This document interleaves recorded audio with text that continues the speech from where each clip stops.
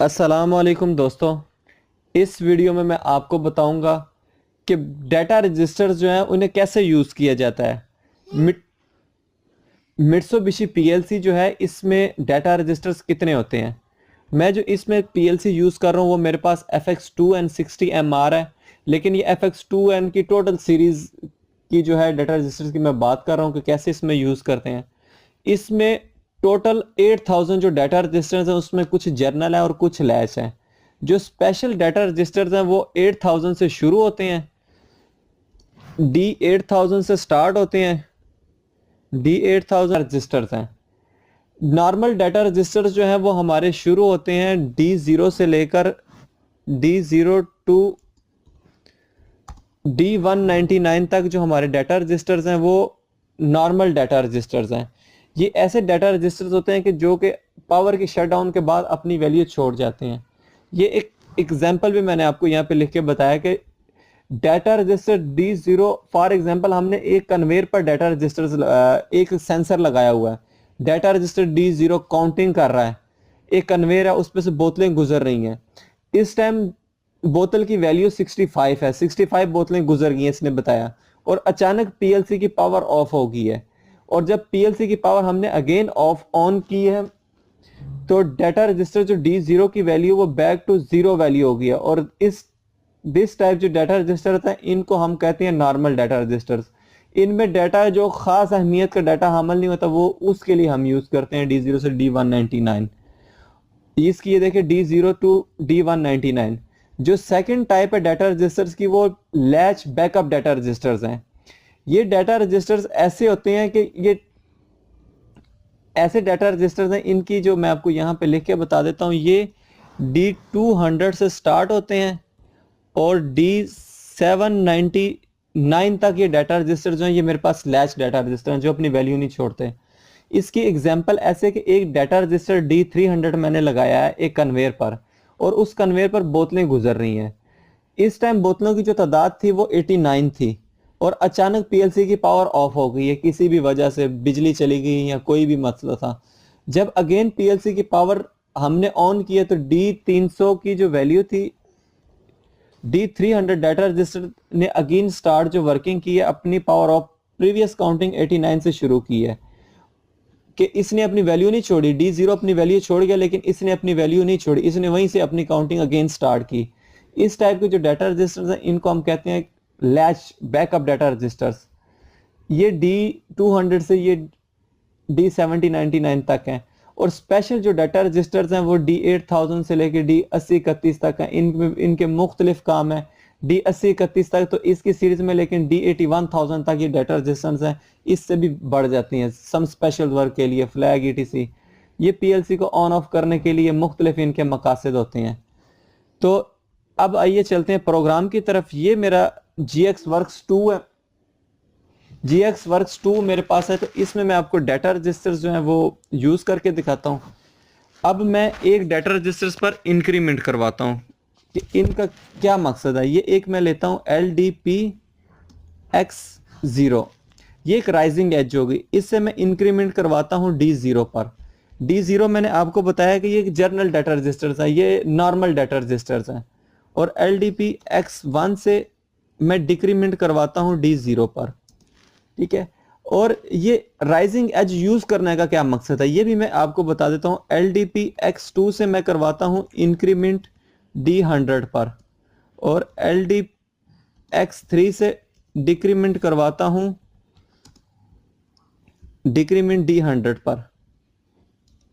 और ये जो जितने भी ये डाटा रजिस्टर ये मेरे नॉर्मल डाटा रजिस्टर है। अब मैं LDPX4 है मेरे पास, इससे मैं इंक्रीमेंट करवाता हूँ अपने लैच डाटा रजिस्टर्स पे। ये देखें, ये जो मेरा लैच है, ये देखें लैच मेरा D200 से D7099 तक ये लैच है, ये अपनी वैल्यू नहीं छोड़ते। तो मैं अब इसे यूज करता हूँ। अब मैं इंक्रीमेंट करवाता हूँ D300 पर, और LDPX5 से मैं करवाता हूँ डिक्रीमेंट D300 पर।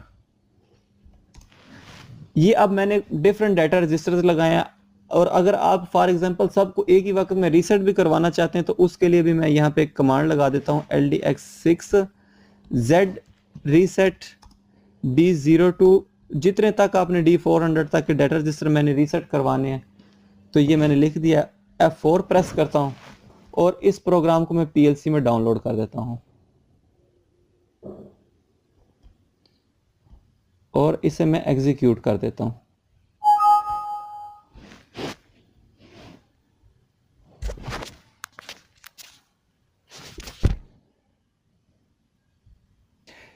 ये मैंने PLC में प्रोग्राम जो है सारा अपलोड कर दिया है।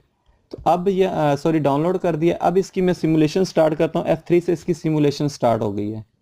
अब देखें किसी भी डाटा रजिस्टर्स पे कोई वैल्यू नहीं है, तो यहाँ पे अब मैं अपने पहले डाटा रजिस्टर जो है D0 इस पे अपनी वैल्यू देता हूँ। ये देखें अब मैं D0 पे, ये देखें X को जब मैं प्रेस करूंगा, ये देखें X को एक दफ़ा मैं प्रेस करूंगा तो इंक्रीमेंट होगी। ये देखें इस पे इंक्रीमेंट जो हो रही है। ये देखिए जब मैं X0 पे पल्स देता हूं तो यहाँ पे भी शो होता है कि इंक्रीमेंट हो रही है और PLC की भी लाइट ऑन होती है। और अगर मैं X1 पे पल्सेस दूंगा तो ये डिक्रीमेंट करेगा। ये इसका इंक्रीमेंट और डिक्रीमेंट डाटा रजिस्टर। ये फॉर एग्जांपल हम बोतलें काउंट कर रहे हैं, ये बोतलें गुजर रही हैं, ये बोतलें गुजर रही हैं, और जो रिजेक्शन होती है, रिजेक्शन के लिए हमने आगे एक कन्वेयर लगाई है, एक सेंसर लगाया जो रिजेक्ट होती है तो वो उसको इनमें से काट देता है कि जी ये बोतल सही नहीं, उसे रिजेक्ट कर देता है। तो ये इंक्रीमेंट का ये मेथड था, ये इंक्रीमेंट का मेथड है। अब इस दौरान अगर फॉर एग्जांपल मैं PLC को स्टॉप कर देता हूँ, ये बोतलें इसने काउंट की हैं, तो ये देखिए अगर मैं PLC को रिमोट स्टॉप करूंगा, 36 बोतलें थी इस टाइम, और अगेन ये PLC स्टॉप हो गया। अब इसे मैं दोबारा रिमोट रन करता हूँ, ये PLC अगेन स्टार्ट हो गई है, PLC अगेन स्टार्ट हुई है, लेकिन ये अपनी वापस वैल्यू D0 पे ही चला गया है। तो ये देखें मैं इसे दोबारा पल्सेस दूंगा क्योंकि वो मेरी पिछली वैल्यू सारी चली गई है। तो इस नॉर्मल डाटा रजिस्टर को ऐसे यूज करते हैं।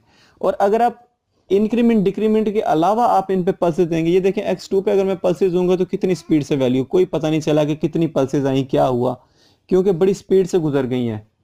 और अगर ये देखें X3 पे मैं लगाता हूँ तो ये बड़ी स्पीड से इसको कम करता है। राइजिंग एज और फॉलिंग एज जो इसी मकसद के लिए यूज किए जाते हैं। अब बात थी इनकी। अब मैं नेक्स्ट डाटा रजिस्टर जो कि जर्नल, ये वाले जो डाटा रजिस्टर्स हैं, लैच बैकअप डाटा रजिस्टर्स, ये हमारे पास जो लैच बैकअप डाटा रजिस्टर जो हैं, तो ये D200 से D799 तक ये अपनी वैल्यू नहीं छोड़ते। तो ये देखें अब मैं D300 पे इंक्रीमेंट करवाता हूँ। ये देखिए D300 पे मैंने इंक्रीमेंट करवाया, ये D300 पर इंक्रीमेंट हो रहा है, और ये दोबारा मैं D300 पे डिक्रीमेंट करवा रहा हूँ। ये जो रिजेक्शन है, बोतलों की जो रिजेक्ट हो रही हैं वो उन्हें रिजेक्ट कर रहा है, जो सही जा रही हैं वो उसे ठीक कर रहा है, और जो रिजेक्ट हो रही हैं उन्हें बीच में से काट रहा है। तो इस तरीके से आप इसे रिजेक्शन और वगैरह का भी कर सकते हैं। और अगर इस दौरान आपकी बोतलें 41 थी और PLC की पावर स्टॉप हो गई है, सॉरी, ये मैं PLC को रिमोट स्टॉप कर देता हूँ। ये PLC रिमोट स्टॉप हुई है। तो जब PLC रिमोट स्टॉप हो गई है, ये देखिए PLC की स्टेटस इस टाइम ये रन नहीं है, स्टॉप है, लेकिन उसने अपनी वैल्यू नहीं छोड़ी। और इसे अगेन दोबारा मैं रिमोट रन करता हूँ तो इसने अपने दोबारा वर्किंग वहां से शुरू कर ली है। 41 से इसने वर्किंग शुरू की है, जबकि बकाया ने अपनी वर्किंग छोड़ दी है। अब ये मजीद आगे इंक्रीमेंट डिक्रीमेंट कर रहा है। और अगर D0 पर भी वैल्यू है और इस पे भी वैल्यू है, D100 पे भी वैल्यू है, तो हम चाहते हैं कि एक दफ़ा इन सब डाटा रजिस्टर्स को रीसेट कर दें। तो उसके लिए मैं X6 पे अगर पल्स दूंगा तो ये सभी डाटा रजिस्टर रीसेट होंगे। ये देखें X6 पे मैंने पल्स दी तो सभी डाटा रजिस्टर रीसेट हो गए। इन पे दोबारा मैं पल्सेस देता हूँ, ये D0 पे पल्सेस आई हैं, ये D100 पे पल्सेस आई हैं, ये D300 पे पल्सेस आई हैं। जैसे ही मैं X6 पे पल्स दूंगा तो ये सब डाटा रजिस्टर रीसेट हो जाएंगे। ये देखें इसी तरीके से आप जो मित्सुबिशी के जो डाटा रजिस्टर्स हैं, आप इनको इसी तरीके से यूज़ कर सकते हैं। और इसी तरीके से सब आगे नेक्स्ट डाटा रजिस्टर्स के साथ मैं सब चीज़ें अटैच करूंगा, आपको बताऊंगा कैसे कैसे यूज़ करते हैं। ये बेसिक जो था डाटा रजिस्टर्स का वो यही तरीकाकार है और इसी तरीके से आप यूज़ कर सकते हैं। अगर इस वीडियो में आपको किसी चीज़ की समझ नहीं लगी या किसी चीज़ में आपको मसला मसाइल आ रहा है तो वो मुझे बता दीजिएगा, इंशाल्लाह मैं आपकी हेल्प कर दूंगा जैसे भी हो सकेगी। अल्लाह हाफिज़। अपनी दुआओं में याद रखिएगा।